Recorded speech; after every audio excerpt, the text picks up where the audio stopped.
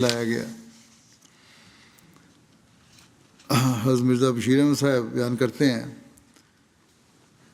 کہ منشی ظفر احمد صاحب نے مجھے تحریر لکھ کے دی ہے کہ ایک دفعہ جلسہ سالانہ کے موقع پر خرچ نہ رہا۔ ان دنوں جلسہ سالانہ کے لیے چندہ ہو کر نہیں جاتا تھا، یعنی باقاعدہ چندے کا انتظام نہیں تھا۔ حضرت مسیح علیہ السلام نے حضرت مسیح السلام اپنے پاس سے ہی خرچ صرف فرماتے تھے۔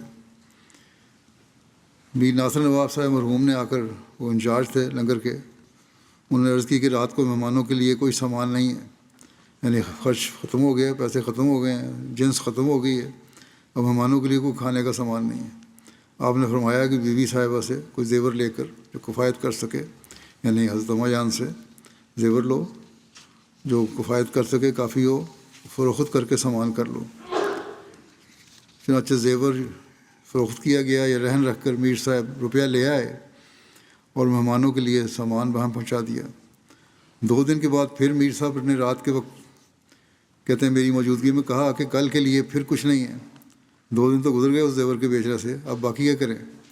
فرمایا کہ ہم نے برعایت ظاہری اسباب کے انتظام کر دیا تھا، جو کچھ ہمارے پاس تھا ہم نے دے دیا، اب ہمیں ضرورت نہیں ہے۔ جس کے مہمان ہیں اللہ تعالیٰ کی خاطر آنے والے ہیں لوگ ہیں، یہ اس کے اللہ کے مہمان ہیں، وہ خود اب انتظام کر دے گا۔ کہتے ہیں اگلے دن 8 یا 9 بجے صبح جب چٹھی رسان آیا تو حضور نے میر صاحب کو اور مجھے بلایا، اور چٹھی رساں کے ہاتھ میں 10-15 کے قریب منی آرڈر ہوں گے جو مختلف جگہوں سے آئے ہوئے تھے، 100 50 روپیہ کے، اور اس پر لکھا تھا کہ ہم حاضری سے معذور ہیں، مہمانوں کے صرف کے لیے روپیہ بھیجے جاتے ہیں۔ وہ آپ نے وصول فرما کر توکل پر تقریر فرمائی۔ کہتے ہیں اس وقت اور بھی چند آدمی وہاں تھے۔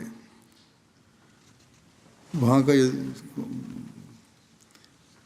فرمایا کہ جیسا کہ ایک دنیا دار کو اپنے صندوق میں رکھے ہوئے روپوں پر بھروسہ ہوتا ہے کہ جب چاہوں گا نکال لوں گا، اس سے زیادہ ان لوگوں کو جو اللہ تعالیٰ پر توکل کرتے ہیں اللہ تعالیٰ پر یقین ہوتا ہے، اور ایسا ہی ہوتا ہے کہ جب ضرورت ہوتی ہے فوراً خدا تعالیٰ بھیج دیتا ہے۔